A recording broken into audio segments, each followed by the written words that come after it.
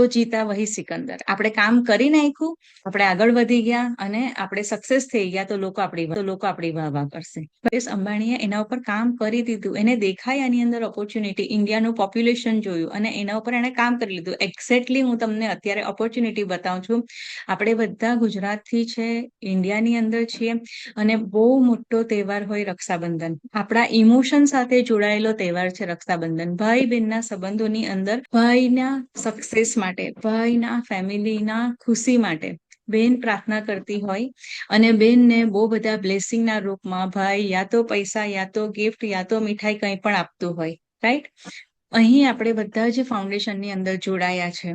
આપણે રક્ષાબંધનને પોતાના માટે, પોતાના બિઝનેસના માટે, પોતાના ફેમિલી મેમ્બર્સ માટે, એટલે કે તમારું પોતાનું ઓરિજિનલ જે બ્લડ રિલેશનથી ફેમિલી બન્યું એ, અને સેકન્ડ તમારું ફેમિલી છે સ્કોપ ગુરુકુલથી જે ફેમિલી બન્યું તે.